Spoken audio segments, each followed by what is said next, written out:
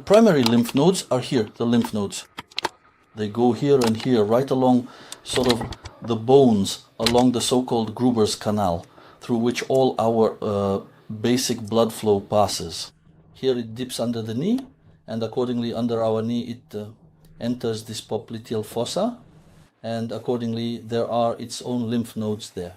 We have loose, free tissue there. So the lymph as a passive structure naturally flows along the softest, most protected layers. Here, starting from just below the knee, the vessel emerges and enters a structure known as Hunter's Canal, which is a passageway in the middle part of the thigh that allows important blood vessels and nerves to pass through. If you look closely, you can see that right here is where swelling in this region begins, because any increase in size or fluid in this confined space becomes noticeable more quickly than in other areas. Right here is a sort of triangular membrane in this region that covers Hunter's Canal. And here, passing between the vertical bundle of the adductor magnus muscle and accordingly the vastus medialis muscle, right here we have a small opening and it enters this zone.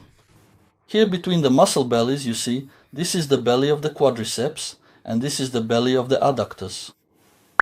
And accordingly, everything here enters the zone of the inguinal lymph node. On the left side, it's all analogous. But here, it merges at approximately this point. Our lymph nodes connect here. And further, right here, our central lymph flow begins. And approximately here is the cisterna coeli, which I mentioned. Next. This disappears, enters the diaphragm, and accordingly enters the mediastinum area. It goes along the mediastinum, exits here, and through the clavicle, enters the left subclavian vein. This is our main line.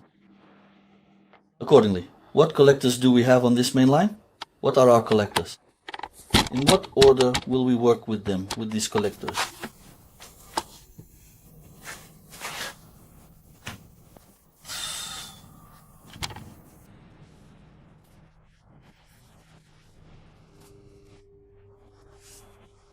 So the most important, the very first collector is the clavicle zone. So the clavicle is a bone. Accordingly, here is its contour. It comes out here, and here it makes a bend, adjoining in this zone the acromion, the process of the scapula, the muscles that attach to the clavicle. We have, accordingly, right here in this spot, this is a bundle of the pectoral muscle. Here we have a bundle of the deltoid muscle. Here, on this side, a very large, very powerful sternocleidomastoid muscle attaches. It's a wide strap like this. Don't think that what you see here, this front edge, is the entire muscle. It's a healthy one. And powerful, right? And below this spot, there's also the subclavian muscle, right? Also, near the clavicle, in this zone, the pectoralis minor muscle acts as a collector. It runs from the coracoid process. The coracoid process, here it is. You see, here's the shoulder, and right here under the clavicle, where it curves, we have a little bump here. And to the touch, it's a bit unpleasant, right? Right? This is precisely the coracoid process of the scapula, which sort of embeds itself here. And it's from here that the pectoralis minor muscle starts, going deep inside. It's the main collector for drainage from the chest area, and for women from the mammary gland area. Therefore, the condition of this muscle is extremely important for the health of the mammary gland, especially for recovery after childbirth and during periods of, development and so on. So, in many ways, the onset of mastopathy is often associated with hypertonicity of this very muscle. And also, the zone of influence here, on the side, we have the serratus muscle, which also controls the lymph outflow into the armpit area. Next. So, that's generally it in that way. This is, roughly speaking, the clavicle region that we need to work on. Next up is the chest region. We can't get inside the rib cage to do anything. But what determines the success of regulating lymph flow through it? The diaphragm. The diaphragm is a separate topic for us. Here it's simply the mobility of the ribs. Therefore, if our ribs have poor mobility, then And rib mobility involves our oblique abdominal muscles, and they connect with the serratus muscle. And on the back side, we have the iliocostalis muscle and many others. Well, we won't get bogged down in all that. It's probably too complicated for you for now, but we can just simply spread the ribs, enhance. Well, with external stimulation, generally increase the mobility of the rib cage. That is, use the articulation technique. Is that clear? Right? And then there's separate work with the diaphragm. I won't mention it now because otherwise your heads will be a jumble. For now, we really need to work on what we've just outlined together. So our main task here is to work on all of the bundles, specifically the 3 bundles. Here's the inner bundle and here's the costal group. This is our pectoralis muscle. It runs here. Accordingly, the deltoid muscle. And here, the serratus muscle. And of course, the mobility of the clavicle itself. We can do a preliminary check of the clavicle's mobility like this. We just move it. You see, it rolls over here. So in principle, the clavicle is more or less fine. This means that on this particular body, I don't have to struggle too much. Right. And here too, you see, if we move the skin, after moving the skin, we can also see that there isn't that characteristic tissue frozenness that's typical of poor lymph flow, right? So here, I'll just be outlining the individual steps. And well, so as not to make our model, our Varenka, uncomfortable. So how do we grip, let's say, the pectoralis muscle? Here's its upper bundle. The upper bundle, as we know, goes here, right? And here's the lower bundle. So we grip the pectoral, well, the mammary gland and the pectoralis muscle. And accordingly, we can do these kinds of rolling, articulating movements. That's one. Next, we can shift a finger or hand here and do similar movements. Then we can... So everywhere we have this movement, which is rhythmic characteristic of the rolling technique. Next. We can separately or come over here. Well, I'll just show you on this arm. We take the arm like this and 1, 1, 1. There. And you can also add this kind of movement. What am I doing here? See this? Pumping. Right. And so these nodes are being pumped there. And you can see the clavicle itself is also moving. Well, for that, I'd have to stand over here. So these are the kinds of options. They're not the only ones. I'll show you more later. So the general scheme is clear, right? And accordingly, we can properly work this entire zone. You can go this way, or you can go that way. There. What am I doing here? I'm working on, you see, the serratus muscle as well. Right? Why do I bother with all this? Because tense muscles are what obstruct the collectors for lymph flow. I mean, you can, like in standard lymphatic drainage, just pump all of this gently at first, of course. Right? It's great that I've pumped the lymph here. But what's important for us isn't just to drain a portion here, but to get the flow established. And the flow here is being blocked by these muscles. And that's why this manipulation is specifically about freeing up the collectors. There, you see, besides that, I'm also rocking. That's why it's called rhythmic sort of wave-like. The thing is, there's a technique called holistic pulsing, where everything is based on this kind of wave-like rocking of the body. There, and in this case, look, I'll show you in phases. I roll the leg back. What happens here? The tissue expands, right? I roll it in, see? And in the process, so in general, if you take a regular hose and do this with it, then from the other end, if it's filled with water, the water will flow out. So this wave-like motion constantly pushes the water like a fish's tail, or like a person in flippers, always pushing the water in that direction. That's what it's based on. And this too, see? Rocking the peritoneum, it sort of helps. This then is our first main collector. The second collector is the rib cage. So the rib cage for us is primarily the ribs, right? And their mobility. So in some cases we can work here. We can rub from the backside if there's general severe immobility. Well, you can do a simple diagnostic. Try it like this. You see the cage moves smoothly everywhere. So you don't have to dig in. You can just stimulate the intercostal muscles and so on. So accordingly, here's the work. See, I'm articulating it, the rib cage, back and forth. Or I can do one of the sides with these kinds of movements. So all the work is aimed at increasing the mobility of the rib cage. And at the end, you can do this. A deep breath. And on the exhale, and I help by squeezing the base of the rib cage and the sides. And the second action is, we've squeezed from the sides, so to speak. And the second action is like this. We bring the hand deep in there. Then again, we have them inhale. And on the exhale, we fold the rib cage in this way. Is that an effect on the diaphragm? No, this is for the mobility of the rib cage. Now separately, about the diaphragm. The diaphragm, as you know, is a dome-shaped muscle. Well, more accurately, it's not dome-shaped, it's actually flat. It takes on a dome shape here due to the pressure difference between the abdominal and thoracic cavities. In the chest, we have a slight vacuum, right? And that's why a puncture of the chest cavity is deadly for a person, because the lungs then collapse. It's this vacuum that allows the lungs to remain inflated. Here we have slightly excess pressure, and that's what supports the diaphragm in its dome shape. And when it straightens out, it becomes flatter, pushing the internal organs downward and allowing the ribcage to fill more completely. So, in overweight people, the internal organs descend, and as a matter of fact, this disrupts abdominal breathing here.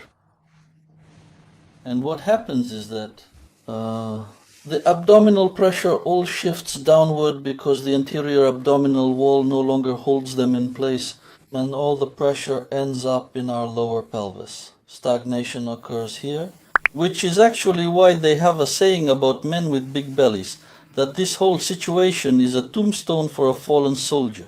So because the soldier perishes there for good, since his blood supply is cut off by this whole situation. So, and in women with abdominal issues, what we get is like a process of stagnation in the lower pelvis, and consequently a predisposition to all sorts of fibroids and other nasty things. So that's why we need to work thoroughly on this collector here and the diaphragm. So what techniques can we use for a diaphragm massage at the level of this kind of wave-like drainage? That is, our diaphragm attaches here to the entire wall, right? And in the back, it attaches with its crura in the area of the spine. We don't go in there, we can't even reach it. So we can easily work just along the costal arches, right? That's where we might find some tension, especially related to the poor functioning of the internal organs. So it could be related to the stomach, chronic gastritis, problems with our pancreas and so on. Understood? So how do we do it? So, see, we take the rib cage and lift it up like this, and from this side I make some shifting movements, meaning I'm kind of grinding it. And the second option, I dig in like this, so I move towards it and squeeze a little. I can also go over here. Is that something like undercutting? Yes. See, I hold my hand here and roll onto it. Under the rib? Well, yes, but not hard. I'm not exactly hooking it. I feel bad for her, just like that. And similarly on the other side. So, well, in this way we've worked the diaphragm. Control through mobility. See, whoops, there it is. So, we've finished our work here, and we're moving on to the next collector. The next collector is a big and interesting one, our abdomen. This is our tummy. And here's our tummy.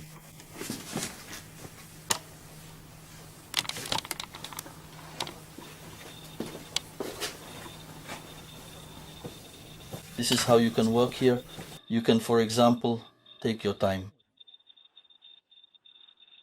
See how? Is that a rolling technique? Yes, the rolling technique, of course. Whew, we move over here. And with this technique, the direction is always upward. That is, if I show it slowly, this is what we're doing. Understood? So look, here's what to pay attention to. Here, so first, second is here, with these kinds of pushes. You can use all these wave-like motions, right? but the most important thing is to drain it quite well right here from the bottom up. Everything goes upward. What about the diagonals? The mesentery of the small intestine runs like this. So here we pay special attention to the area of the cecum and the ileocecal valve. Here, approximately at this point is the sphincter of Oddi, which reacts very actively to all psychosomatics. And that's why this area is especially important. So you can place your fingers roughly here, but generally you work in this area like this. Meaning we're not going in with pinpoint pressure right now, right? But we're working like this. So you see we create a wave, and in time with this wave we rock the tummy, draining it as we go. Oh, 1. Try to do everything smoothly, without jerks. That is, without this kind of push. The abdomen doesn't like that at all, not one bit. We don't work on pregnant women, unless you want to observe the process of ending the pregnancy. So, understood. See, we've worked a little and the tummy has already flattened out a bit. But in general, you need to work here more seriously, for longer. I mean, I've only worked for about 3 minutes. Is the intensity different for each person? Look, for us, as I show in the first course, right? Where our golden mean is, where the boundary is between the point when we have relaxation and when we have toning. Look. Oh, see? This is her own frequency. That is, this is her personal frequency. Here I'm harmonizing it, so I work within it. I can work like this. See, there are countless variations, meaning I'm kind of scooping up the fluids from here, and so I can also rock it like this, like this. Can you do everything from one side, or do you have to move around? Well, whatever is comfortable for you. You'll always have to bend over for the other side. If you don't mind your back, you can of course do everything from one side. It all depends on how you treat yourself. If you love yourself, you'll move over. If not so much, then, well, you'll just have to put up with it. It's your funeral, as they say. Well, in general, sciatica is a wonderful teacher of ergonomics. Simply wonderful, but it charges a high price, the bastard. So here we work with the usual rolling technique. And remember, our lymph nodes aren't just here. The lymph nodes go all the way to the perineal area. And so if in classical massage we don't go into this area at all, starting from here all the way down, then here we do go in there. But carefully, of course, within the bounds of propriety. There. Well, let's start with something simple. We start just like this, the usual rolling technique. You see, it's a dry technique. The leg dangles back and forth. Here it compresses and decompresses. Then my hand, you see, it's like it's taking off over the bone and then landing. It lands like this and takes off like that. You can do it with your forearms if you like. And accordingly here you see I can add my second hand. Can you see? I can do it this way. Understood? Do you understand what I mean? There, and so on. I can definitely do it just like this, you know, if I really truly feel like it, honestly. It's still rolling, and like this. See, I'm rolling it from hand to hand. Next, I place... Just don't shake it too much to protect the knee joint. Placing it here. I kind of, I hold my hand like this and sort of roll onto it.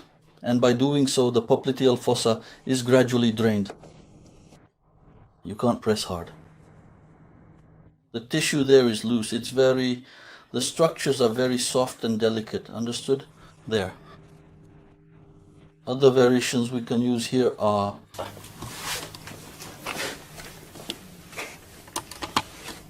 here. Gravity also helps us. See?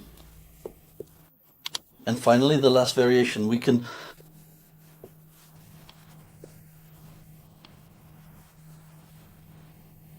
do it this way.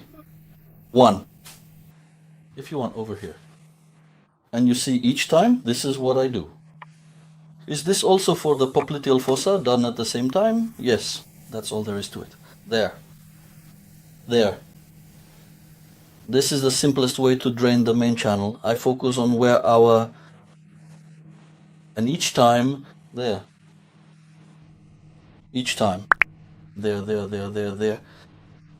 Why do I start from here? Because if this area is filled with lymph, I first have to empty it. I move to the next section, then the next, and then I go back. I can go backwards. So the movement is both from proximal to distal and from distal, yes, in both directions. You can do it this way. There are many variations. The knee is cracking. Interesting, is that a male or female crack? Male, she's still young, of course. Fresh and young. Ah, that's from an injury I had. They wanted to remove my meniscus. Oof, that's awful. But it was restored. There, and now look. It's the same thing here. We lift it up like this and there, and there, and there, and there, and there, and there, and there, and there, and there, and there. Got it? Do you understand? So we're rolling it over the arm. This is what the rolling technique looks like from the front side. So once again, I want to draw your attention to the collectors. So here, and here. We also have a collector here, but we'll work more with this collector from the back. I'll show you how. You can do it from the front too, of course. There. You gather it, you see it's this kind of motion. And here we're not just, here we're going in a circle, see? There. And the pes anserinus in this region. The pes anserinus region is also a collector, and so when we work, we both gently rub here to increase the mobility of the pes anserinus, and we also work on the area of the popliteus muscle, which is a collector for the popliteal fossa. Right now I've barely worked with the popliteal fossa, but it has become much softer. Purely from this general flushing action.